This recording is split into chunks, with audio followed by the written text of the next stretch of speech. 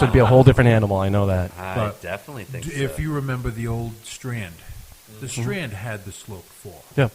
And I saw Rusted Root some there. Really good shows there. Even did. Bjork played there. And the shows were amazing. And I think the slope floor had a lot to do with it. Yeah. Especially made cleanup easier at the end of the night because everything was just, ran downhill. You hosed it down and you were good for the next show. Yeah. But, yeah. That's a very good point. These are the things that stick in my head. The only other question I have right now is on the setup of the Columbus. Yes. Being a drinker that I am. Yes. Full service? Full service. Full bar, not just bar. beer and wine? Full bar. Did you have that liquor full license alcohol. when you went in there? No, we changed the game. We worked hard to get Yeah, those our aren't liquor easy to get. No, and it's kind of, you need it. Like, Firehouse has been fighting for a while to get the full one. You need it. Especially when you look to take kind of risks. Right. You're like, I don't know if we're going to make money on this show, but at least we can rely on The bar. some Right. sales. So, yeah. Hey, let's play some music. Yes. Oh wait, can we talk about Rusted Root really quick? I would like to reach out my hand, only say. Are you gonna say you never liked them ever? I did like them. Of course you did. We all liked them. I mean, At one jerk point. off. I mean, first two albums were great, and then they went somewhere I don't know. Well, last night I drank too much. Oh, last night I drank too much. Rumors go round, rumors go round, rumors go round and round and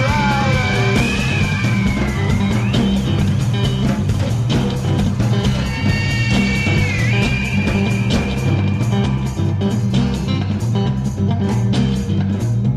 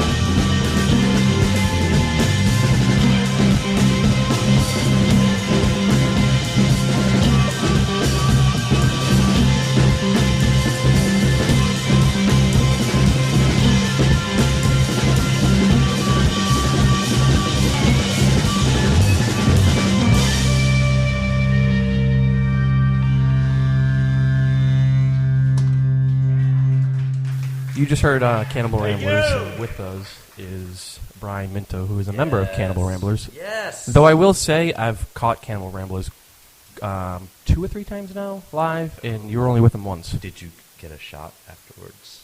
A shot of booze? No. You said you caught some Cannibal Ramblers. No, I think the blue ointment cleared it up. Oh, good.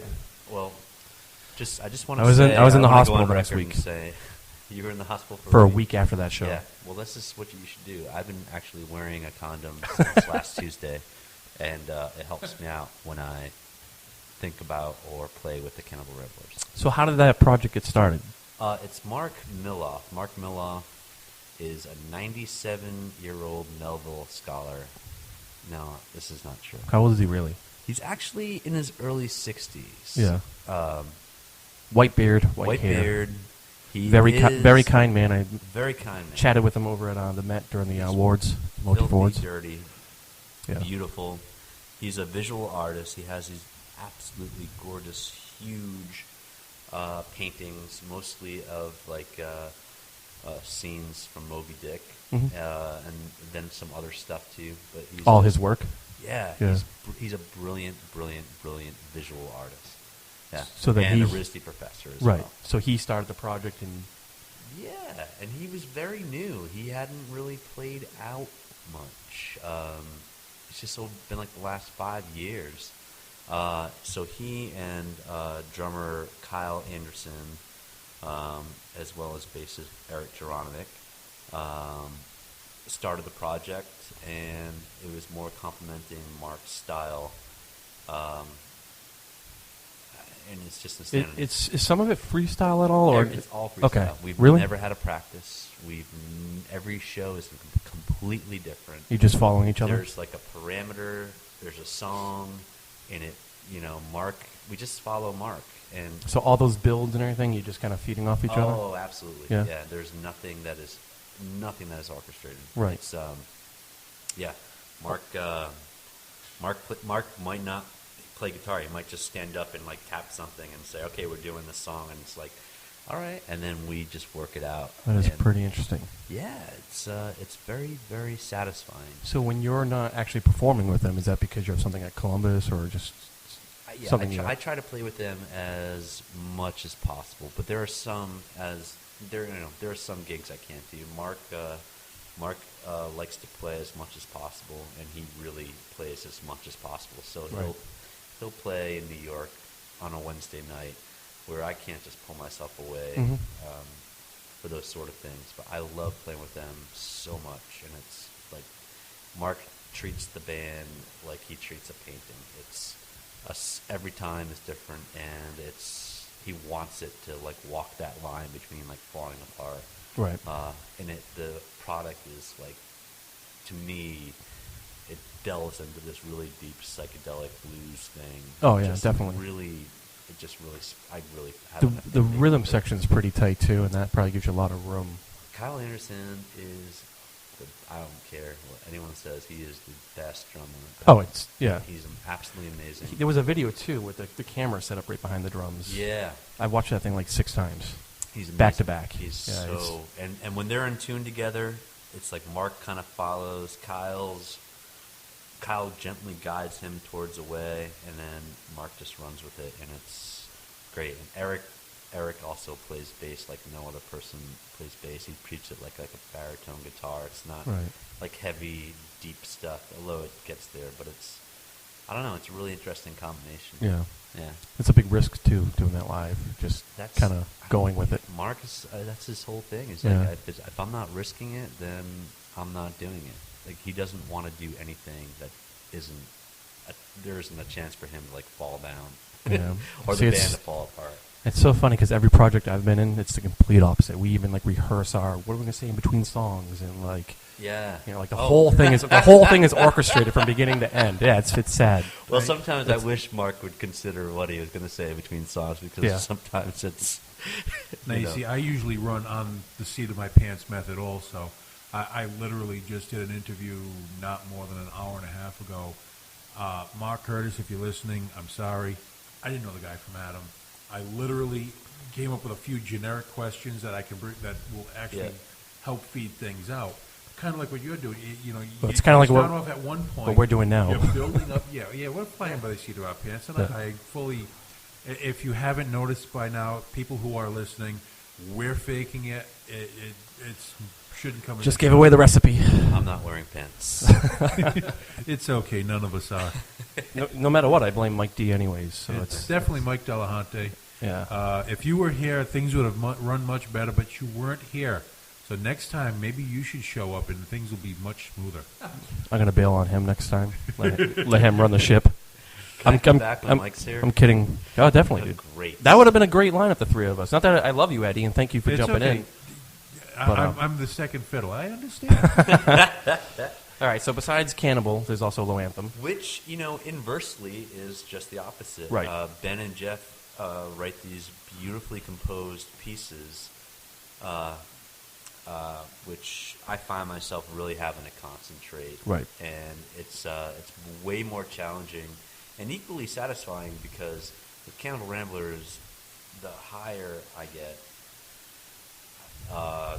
the more intoxicated I am in different Right. ways, the better everything goes. Right. But with these guys, it's like I have my, You need to focus. I have a formula. It's like I can have one beer before, and then maybe, smoke something halfway through. Right. So it's a whole different piece. But, And you say beautiful. I mean, it's a full sound too. I caught you guys at the Met. oh yeah.